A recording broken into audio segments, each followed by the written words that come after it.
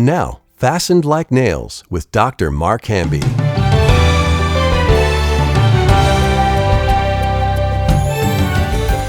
Welcome to another Fastened Like Nails. And in the studio with me today, Molly Mayo. Molly, how you doing? Good. How are you doing? Well, I'm doing good. Had a cup of coffee earlier, and I'm ready to go. A little bit caffeinated, but I think you need that for this lesson. This is a turning point lesson, also known as a hinge lesson. Oh, didn't we have a hinge back in chapter 1 too? You mean with the 123 with turn in my reproof? Yeah, but this is a hinge chapter. In fact, what happens in chapter 5 of Proverbs is repeated in a mirror way in chapter 4. So chapters 4 and 5 are the middle of the wisdom lessons. So there are 12 wisdom lessons, chapters 1 through 9. In the very center of chapters 1 through 9 is chapters 4 and 5. In those chapters, it's a mirror image of each other. What happens in chapter 4 is repeated in chapter 5.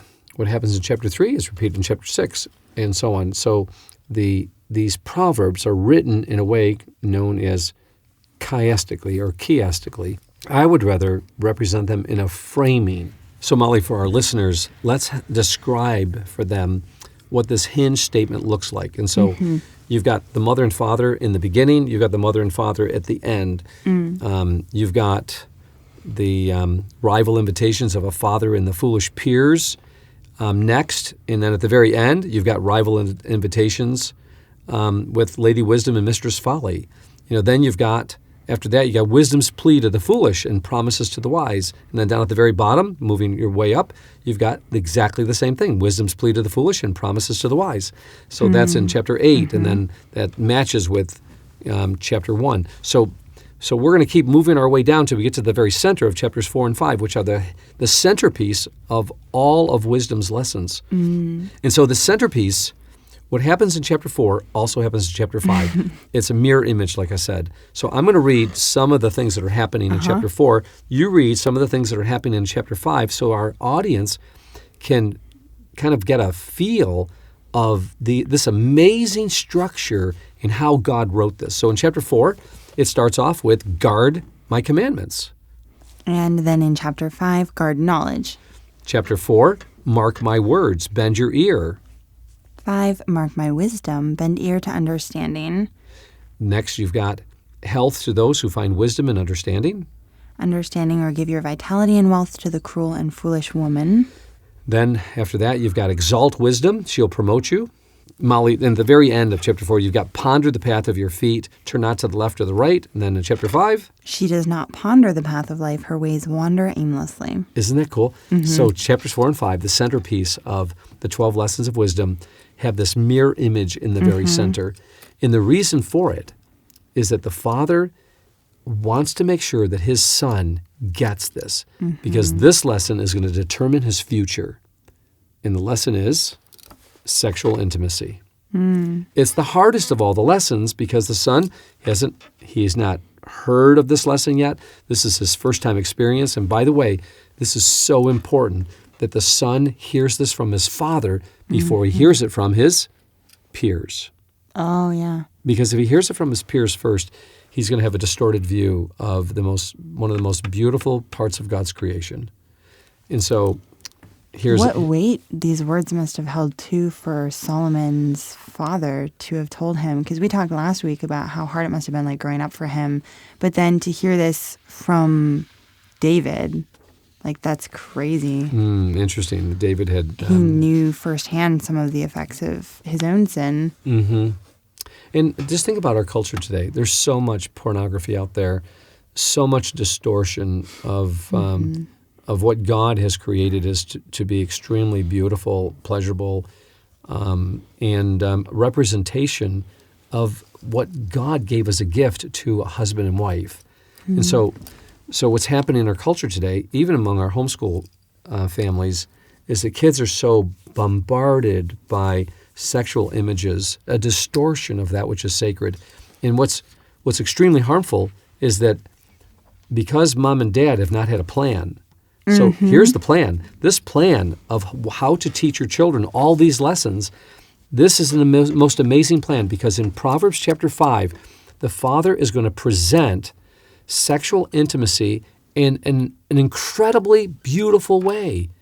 And as a result, the son's first images of sexual intimacy are going to be implanted in his mind and his heart so that he has something to look forward to that is based on virtue and beauty and honor and integrity and sacrifice. And if the son starts off with these lessons before the peers get him, or before the culture gets him, or before social media destroys one of the most sacred gifts that God has given us, we as parents have to teach our children one of the most beautiful stories of God's gift for a husband and wife, so that the son at this junior high stage, he's got something to look forward to. And now he's got not just what to look forward to, but he's now going to guard it so that no one steals it from him.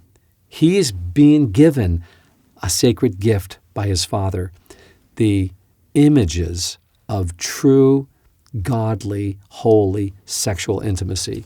And it's right there in Proverbs chapter 5. Now, we're not going to go into detail, but I will say this, that if parents read this and convey these sacred truths in a way that demonstrates to their children that this is something to look forward to, then they're going to plant in their children's minds and hearts one of the most beautiful images for them to take with them, so that when they see the distortion of it, they turn their eyes. David says, I'll turn my eyes from any wicked thing. And after this, guess what you have after Proverbs? Ecclesiastes, which is like, don't go after vain things. Don't go after things that are shallow and vain, which leads you to, guess what's next? Song of Songs, which is a presentation of everything that marriage is supposed to be like. And if you want to help your children grow in an intimate understanding of sexual intimacy, Proverbs, Ecclesiastes, and Song of Solomon, not Song of Solomon, Song of Songs is the way to do it. It's absolutely a perfect way, without it being so graphic that it damages a child. It actually gives them this image that they can look forward to, so that they have convictions of what to expect. And if you expect beauty, you're going to get beauty. And I love it. God has given us something in his word that is just enough for a youth to digest, and from there, wait until God brings the right spouse into his life. Okay, which brings us to this beautiful place where the father now says to the son, and by the way, this is so important. The father has chosen not just the right time, but he's chosen to share just the right things that God is revealing to us. He doesn't sugarcoat it, but he doesn't go into such detail that it causes the child harm. And that's important. Okay, so Molly, I remember when my dad had that birds and the bee talk with me. It was so little uncomfortable. Dad took me out on a back road, driving the car together. He let me drive. I was only I think I was 12, might have been 13. And he's doing his very best, but he didn't go into detail, and it didn't help me all that much, but he tried. He did his best. But my education on sexual intimacy came from my friends, sadly. At an early age, my friends were doing pornography, and that was my introduction to sexual intimacy, and so it was distorted. And I if I had been a Christian back then, young people that are saved at an early age, you have so much more to look forward to. You don't have to have sexual intimacy distorted, but what you have to do is you have to be guarded at all costs, because this culture that we live in, it's super, on hyperdrive. It's so profane, yes. Okay, so... Which I think maybe can cause some of that. This is a taboo subject, because I think that was something my mom was concerned about, was that she didn't want to put any thoughts into our head that wasn't supposed to be there at the right time. But which the point I'm making is that God has placed it in His Word, giving us just the right details, just enough that allows a young girl and a young boy to just know enough to be able to have their foundation for their future sexual intimacy with their mate at ground level. They don't need to know any more than that. God knows just enough to give us. What's sad is that the majority of kids today are having a distorted view of sexual intimacy, and they bring that into their marriages. But if a mom and dad want to convey these truths to their children, guess what is the best way? What? For them to live it out themselves. Yeah. They have to have that kind of relationship in their marriage. It has to be holy ground. It has to be beautiful to where the children see it in mom and dad's relationship. They see a healthy relationship. If you want to influence your children, then you have to have a healthy relationship. Socially, relationally, physically, spiritually, you have to have that intact. And if you do, then your children are going to have the freedom to be able to know that they're content with waiting because I want what mom and dad had. So I'm going to guard what mom and dad is telling me I need to guard. So they're going to turn their head from wicked things. They're not going to give in to peer pressure. They're not going to give in to those movies. Oh, God forbid. We just need to make sure that, number one, God hates violence. God does not want us to be looking at sexual things on television or movies or video games. God wants us to guard our hearts. And that's what the Father's about to teach His Son. Notice what He says here. My son, this is verses 1 through 5, be attentive to my wisdom, incline your ear to my discernment, that you may protect discretion, and your lips may guard knowledge for the, watch this, he holds no punches, right after the first sentence, for the lips of a forbidden woman drip honey, her speech is smoother than oil, but in the end she is bitter as wormwood, sharp as a two-edged sword. Her feet go down to death, her steps follow the path of hell. Whoa. The Father is holding nothing back. This is big. This is intense. So in the sound studio today, our engineer is Seth. Seth, did your dad have this talk with you? Cool. Okay, good. I think it's important for moms to have to talk with their daughters and dads to have to talk with their sons. But one of the things I like about the father and son's talk is that the father, he's not talking so much about the acts of sexual intimacy. He's talking about the consequences of illicit sexual intimacy. And the consequences are, son, if you don't listen to me, you're going to die young and you're going to end up in hell. Whoa. Yeah. Whoa. Seth, I know our listeners can't hear you right now, but I can see you behind the glass wall. And you probably didn't have your dad give you this kind of talk. I've never known any dad to give their sons this kind of talk. This is a completely different direction that I had. I personally couldn't have thought this up. So this is God's direction to young men, and it's so good because God sees the importance of a father. Before he has this sexual intimacy talk, he's going to put the fear of the Lord in him. That's what he wants to do. That's what's needed. If a son and daughter are going to live a holy life and not allow the culture to distort one of God's greatest gifts, sexual intimacy, then we have to understand that there are consequences if we disobey. And our culture doesn't understand the consequences. If kids, those that are going through all the transgender stuff right now, all the gender confusion, if our kids in schools had at least a touch of this, that they started hearing that there are consequences, I think it would change many decisions that are being made. Not only, I think, are they not hearing that, but it's like the opposite direction where they're like That's right. kind of being encouraged in that in the schools. Experiment, You were talking about that with teaching the children with the books that they were reading about the LGBT stuff. It's sick. Yeah, kids are reading stuff. There was an 11-year-old boy on the news station the other night, and he was reading a book that he got out of his public library, and the teacher encouraged him to get it out and read it. And when he showed it to his teacher of what was in there, he said, "Do you know that this is in here?" And it was talking about, okay, I'm not going to mention this on the recording, but this was the most perverted thing I've ever heard in my life. Okay? So you can imagine how bad this was. This is a 6th grade public school library. This boy takes it out. He reads it.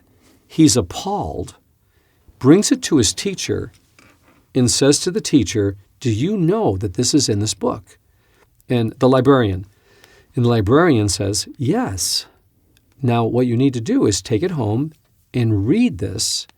You don't judge it before you've read the whole thing. Read the whole thing first." And this 11-year-old boy, Seth, I wish you could have seen this interview. It's so cool. Molly, this 11-year-old boy looks at his librarian/teacher and says, "I'm going to tell my dad." Whoa. Nice. And she freaks out. Really? The 11-year-old boy said she turned white as a ghost and walked away real quick. And guess what he did? He told his dad. He went home and told his dad. And guess what happened next? He got a TV interview. Yeah. Absolutely. He got a TV interview. The whole world got to see this interview. I was so excited. We wrote this father and son a letter. We sent him some of the Lamplighter books, because apparently they don't have access to books that are trustworthy. Do you realize what could happen if Lamplighter books got into public schools? It would transform millions of kids. Millions of kids would start to have, guess what? The fear of the Lord and the beauty of God's treasures for them that can be theirs. They can start learning these amazing concepts about obey your father's correction. And these books will get into homes, and fathers and mothers will start to learn about real wisdom and real joy and real beauty, and understand what type of limits and boundaries we need to have in our homes, and start to have, this is so important, start to have standards again. Respect again for the rule of law, for people in authority. There's so much that could be done. We had a public school order one of our books. This was so amazing. I'm the one that took the phone call. Actually, secretary took the phone call, told me the superintendent of schools in a certain state and a certain school district called me up, very large school district, and he told me about the book that he wanted. This superintendent was a Christian. And he said, "Mark," he goes, "I've got to get these books into our students' lives." And he knew he was taking a chance. And so we picked the book that was the best book that wasn't so, immersed in, the Word of God. We have just one book. Sir Malcolm the Missing Prince, that has a very subtle, excellent character development, but not as heavy on the religious biblical part. Yeah. So we picked and I printed that book for that reason, so that someday we can get it into public schools. It's our double agent book. And he said, "Mark," he goes, "I want to order 75,000 books." Wow. One title. And I was like, whoa. I remember calling no problem. One of our printers, and we were ready to roll. And he called me back 3 days later, and he goes, "We had a board member that went off the deep end."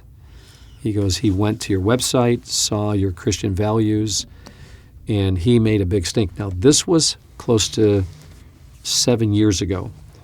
And as a result of that phone call, he had to cancel the order. Now, this is 7 years later, and our culture's taken a huge dive. I think we're ready for this. Can you imagine if there are superintendents out there, principals out there, teachers out there that have some guts, so have enough is enough, we're not doing this anymore? These books, these Lamplighter books, I've been in education for 42 years. I know what works. This will transform lives. We have a family in Arizona. They have 11 children, and their children spend 7th grade reading all 200-plus Lamplighter books in 7th grade. They write out the Word of God from Genesis to Revelation, and the parents say that their character is so transformed that it sticks into their adult life. I've met these kids. It's amazing what God is doing in their lives because they're surrounding themselves with godly characters that teach them what to do in certain situations and also helps them to understand the consequences of wrong decisions. When you have characters and you're surrounding yourself with these types of characters, it becomes etched into your moral conscience so that your moral conscience becomes alive. And today, I think what we have are seared consciences throughout public schools, throughout our society. And once you, Molly, just yesterday, I was reading about this in New York City, down in Queens, I think it was. There's a restaurant, a seafood restaurant owned by an Asian man, and 20-some teenagers went into his restaurant with 30 customers eating there. And while these people were eating, and while they were cooking, these 20-plus teenagers ransacked the entire restaurant, making over $20,000 in damages. What? Breaking plates. Why? Smashing walls, smashing windows, smashing tables. Was it politics? No one knows why. Just randomly? They didn't. Just random. They didn't steal anything. These teenagers came in and destroyed this man's business. What? We have reached a place in our society where kids no longer have a conscience. They no longer have moral responsibility. And it's time someone acts. And we're willing to do that here at Lamplighter. And I'm looking for public school superintendents, private school superintendents, teachers that say, we want what you we know that what you have works, and we're willing to support you. We're willing to come alongside of them. Christian schools. There's a lot of places today that have the books that these kids are reading are taking them in a wrong direction. There aren't gray areas. There either is wisdom or foolishness. Children will become a wise person or they will become a fool. And a large degree is dependent upon what they're reading. So we're ready on this end. I was reading Blue Like Jazz. You've been talking about revival recently, just for the past couple of weeks or whatever. But in it, there was this guy who was talking about how sometimes it can be really overwhelming with the culture because there's just all these problems and people want to help other people, but then it's just like seems above your head. But then he was like, what I've really learned is that revival happens on an individual scale. Like it's a personal thing. And so even with I love how the wisdom lessons, it's like my son. And the father gets down to the level of the son. And he's like, it's very individual. It's very personal and intimate between the two. And that's where the revival is going to start. That's how we're going to change some of these things, because it can seem very helpless. Like, how can I fix the entire world's problems? But it's like, it's about you. It's about me. It's about us getting in the Word and having that transformation. We see that here at the Masters Guild. We had Sunday night, revival here at Selah. We were all singing and praying, and some of the students were able to come face to face with some of the things that they've been dealing with throughout the past 2 semesters, and that inspired other people. And then we're seeing that happen here in a really cool way, and I think that's an important thing too. It's not as overwhelming as it might seem. So that's really good. I want to add to that, though, that the fear of the Lord is the beginning of knowledge. And then in chapter 9, the fear of the Lord is the beginning of wisdom. The Father's going to take a son from lesson 1 to lesson 12, reaching wisdom through 12 steps that begin and end with the fear of the Lord. And so unless our children and ourselves are growing in a healthy fear of the Lord, the very first thing that we're not going to get is real knowledge. Knowledge that transforms, knowledge that becomes pleasant, knowledge that allows inventions, knowledge that allows discovery, knowledge that allows new creation, knowledge that gives people the skill to become wise painters, wise landscapers, wise doctors. That's what our children need. And it starts with the father's initial discussion with his son on this most difficult topic of sexual intimacy, and this is it. Son, be on guard. There are going to be people that you're going to meet that are forbidden. Watch their speech. Listen to their speech. because in the end, they're going to be bitter. They might seem like they're full of honey and smooth as oil, but you just watch, because out of the abundance of the heart, the mouth speaks, and no matter how well they speak it, look out for what they're really after, because in the end, the Father says, they're going to be bitter as wormwood, sharp as a two-edged sword. We're going to learn in chapter 7 where this woman, this forbidden woman, Folly is her name, Mistress Folly, where she's coming after the son in full force. She is coming after the son in a way in which she is a stealth hunter. She's a little aggressive. Yeah, and she takes no prisoners. She wants to bring people down to hell. That's her goal. If she can't have it all, then she's going to take a lot of people with her. And here it is. Son, her feet go down to death, and her steps take hold on hell. The Father is holding nothing back, and our children need to understand that the consequences of allowing this pornographic, this illicit, this distortion of one of God's greatest gifts is so ruinous, so damaging, that it could take hold of your soul and bring it right to hell. So if our children have a healthy understanding of the consequences, then you'll begin to discern what type of people you want to have a relationship with. And the Father immediately says to him, watch out for this woman, because she does not consider the path of life. You can tell when someone makes decisions in their life and they're not really considering the consequences. Not only not considering the consequences, but her ways are movable. She's always changing. Okay, she doesn't have unstable. she's no stability, and she's always changing things. She's good on her feet, and she's good with her words. And guess where she never stays? At home. Yep. Never stays at home. She's always out there on the search. She is ravenous. And she doesn't even know it. And because she doesn't know it, she wants, and it's amazing. You know, like always attracts like. It just does. You find someone that's unsettled in who they are, and they're going to attract other unsettled people. And what the Father does here, because of this warning, he says now to his son, listen to me. Do not depart from the words of my mouth. Keep your way far from her, and don't go near the door of her house. That's verse 7. The Father's teaching his son, listen, son, you got to stay away. Because if you are tantalized, if you just go on the internet and you're just going to look at some of these pictures for a little bit, she's going to devour you. She's going to bind you to her so that you can't get loose. And so the Father knows, stay away from her. Mom and Dad, teach your children.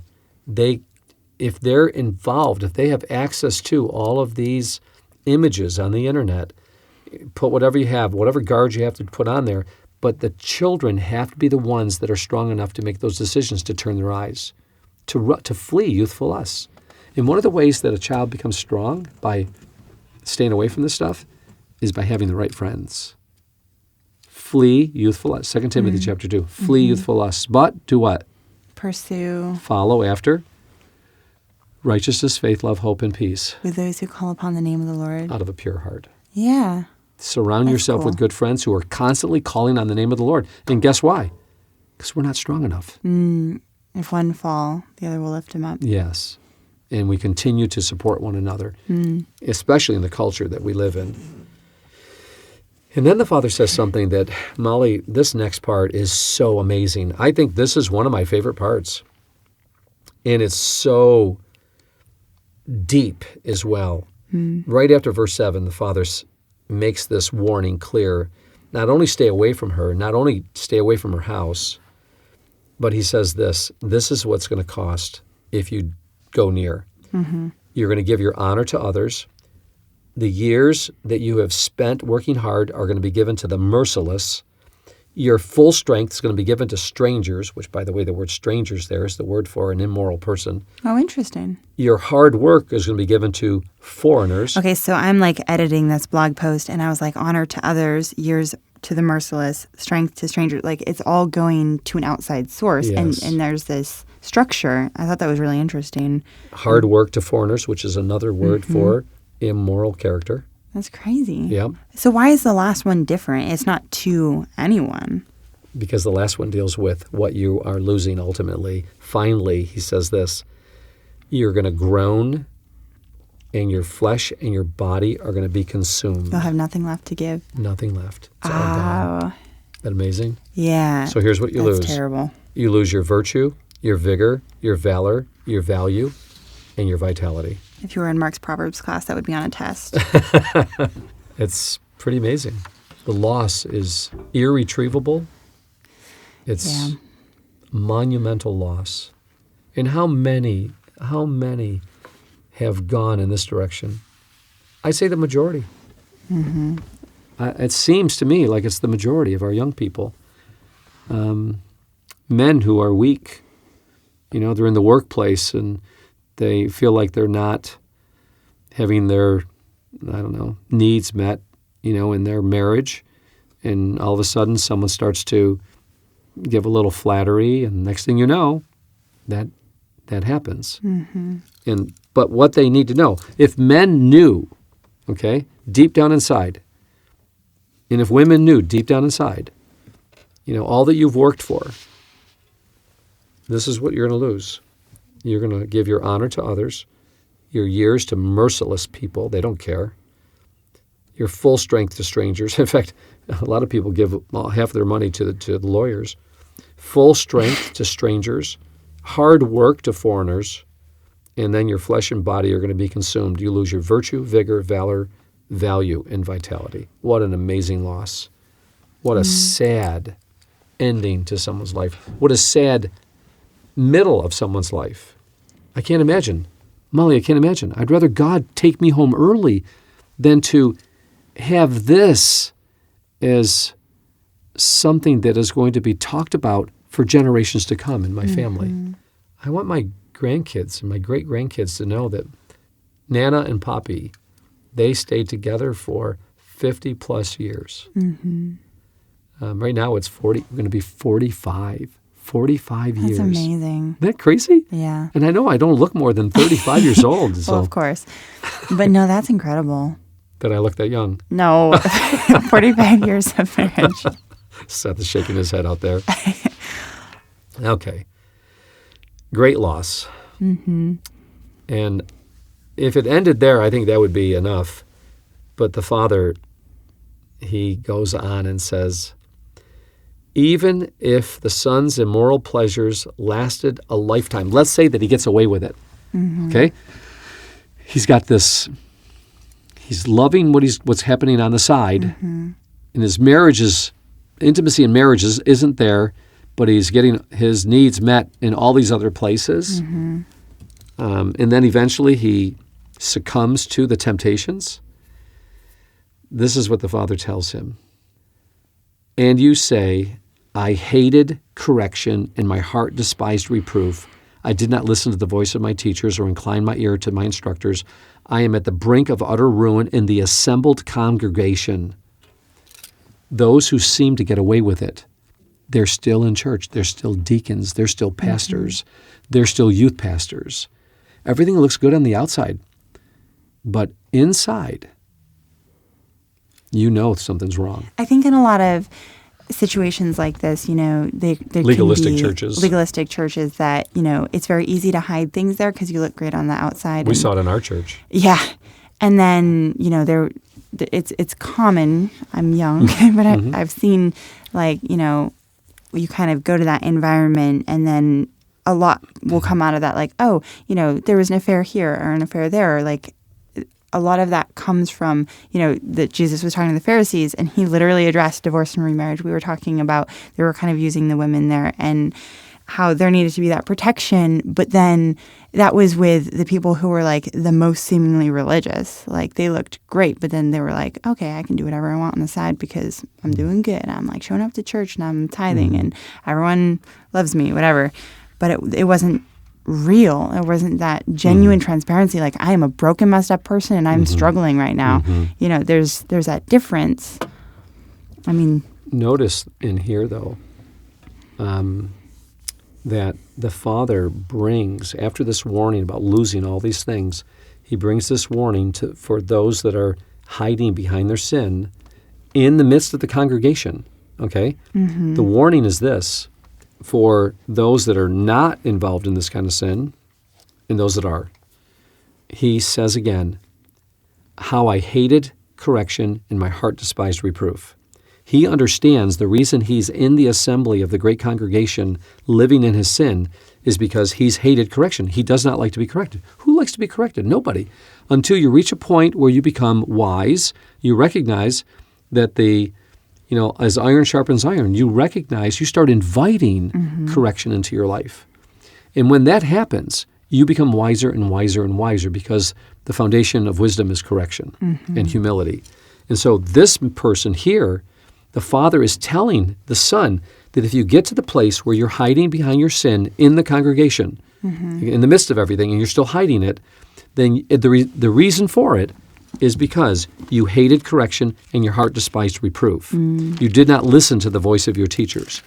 If you find yourself, if you're listening to this podcast and you're in a situation like that and you're hiding behind your sin, you're in the congregation and no one knows it, you must seek out someone that is going to be willing to correct you. And those of you that are not involved in this sin, it is essential that when we see something that's off, we speak up. It's very easy to kind of be like, I don't see that. That's nothing. So that's uncomfortable. When I was first saved in ministry, I was at a church. I was the minister of Christian education. I had a Christian school, and I had probably 6, 7 female teachers and 1 male teacher. Interesting. And all of the female teachers were my age. Oh. And I had just gotten married. No children yet, just got married. Been for not even maybe a year. And after school was over, I would go around and just see how my teachers were doing. Very innocent. There was nothing in me that was, there was no lust, there was no attraction, zero. I was just doing what I thought I did as a principal, go around and speak to all my teachers. I remember sitting on the desk in one of the classrooms and just casually sitting there talking to one of the female teachers. And the senior pastor came down and stood in the doorway and said, "I'd like to speak with you." I said, "Okay." And I didn't think anything of it. We went up into his office and he said, "Stop meeting with the female teachers after school." And I was extremely offended. I'm like, "Are you serious? I mean, like, that's so offensive. I mean, like, I'm not doing anything wrong. What's the deal?" He goes, "I don't care if you're not doing anything wrong. Stop it." And I'm like, I defended myself a little bit more. Notice the scripture. I hated correction. My heart despised reproof. I did not listen to the voice of my teachers or incline my ear to those that instruct me. And I'm defending myself because I'm being accused of something that I didn't do. Like, my heart is innocent. Absolutely. And I looked at him and I said, but he goes, "I don't want to hear that word out of your mouth. No buts." Now remember, I'm a young Christian. I'm only like 23 years old, 24 maybe. And he goes, "Mark," he goes, "after school's over with, finish what you're doing and get home to your wife." He goes, "These teachers, they'll do just fine without you." Whoa. Go pastor. But I didn't have the maturity or the spiritual maturity, spiritual sense, wisdom sense to see that was inappropriate. And boy, he nailed it. And as a result of that day, I was able to now see this, and I can now bring that type of correction in other people's lives. And guess what? I see it a lot. And guess what happens when I correct other people with the same type of correction, only much more lovingly? People don't like it. They hate it. Yeah. I've had people quit on me before when I brought this to their attention. I've had people say, like, I'm not putting out for you here. I'm not going to give my all. Just because of that little bit of correction. It's amazing. But I know that correction will save a marriage. Because you never know where it's going to lead. Do not even go near her house. So, Molly, as we come to the end of this chapter, we're going to see some concluding warnings and motivating rewards that are filled with unforgettable imagery. So rather than wait for the son to be influenced by the world's pornographic imagery, the father is going to end his teaching by giving his son a godly view of sexual intimacy with his future wife. Now, I'm not going to read it here. Those that want to go to Proverbs chapter 5 can read it themselves. But it is extremely beautiful, just enough that it doesn't give the son too much, but just enough to start building in his heart and mind what godly intimacy is going to be like. Well, I think it's also important, too, to know, like, it's not a bad thing. Like, we take it as a culture and we just go crazy and it's terrible. But then, like, there's that verse, every good and perfect gift is from above. Like, this is a good, beautiful thing that he gave people. And so what I appreciate about this chapter and even this verse is, like, you know, there is a time and a place, and it's so much more full and rich and free than if we just take it and run with it. I think one of the reasons I'm not reading it is because you're in the room, and I don't think it would be appropriate for me to be reading this with you in the room. You can read it on your own. And I think I would share this in a men's group, and then helping men to understand, in order for them to overcome all of the distorted pornographic material that's in their image sensories, the only way that they're going to be able to get that out, they can't ever get it out. It's there permanently. But the only way to stifle that and to push that down is to start building a new repertoire of images, beauty, sacrifice, love. And guess how we do that now? Not through pictures of a good marriage, pictures of a strong soldier man. Nope. We do it through vicariously experiencing it through books. Experiencing what? Experiencing valor and vigor and vitality. We start putting in a man books that a man can read who was sacrificial toward women, who was protective toward women.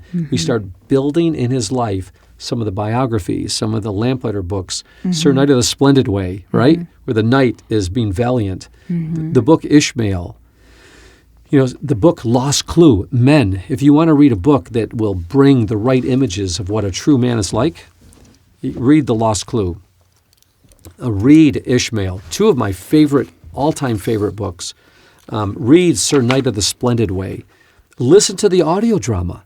These are stories that will help rebuild the imagery in a man's heart and mind so that he is starting to suppress that which is evil, replacing it with that which is good. You never replace bad images with new images.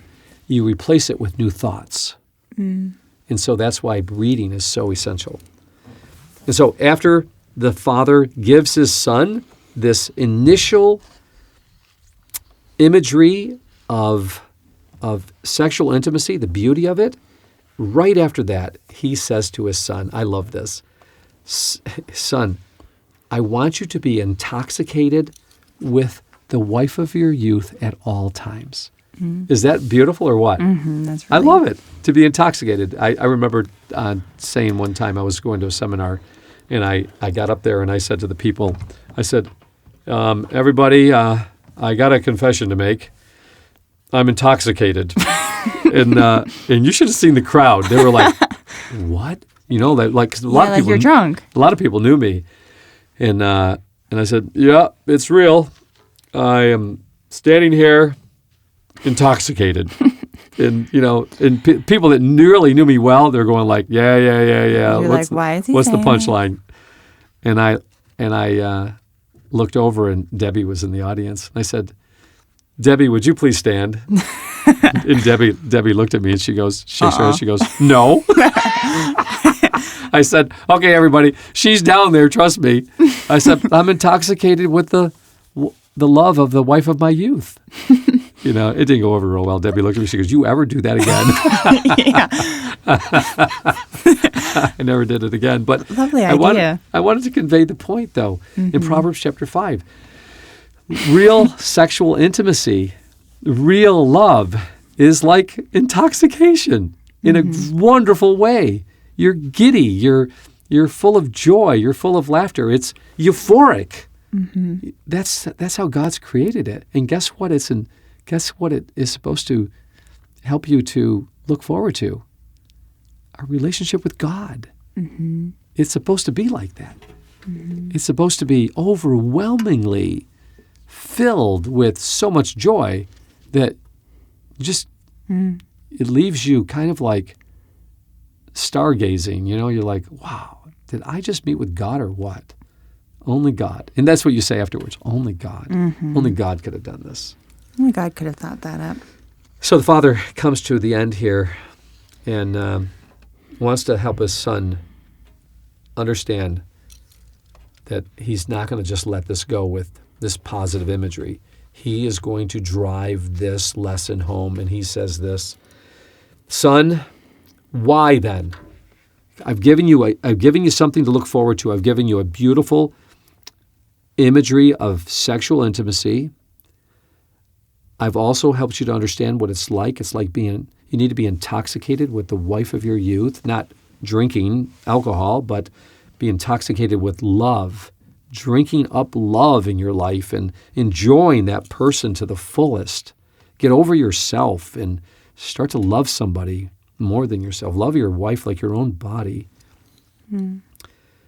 But son, I want you to understand that if you, for any reason, don't do that and you want to drink from someone else's well, then I want you to hear this.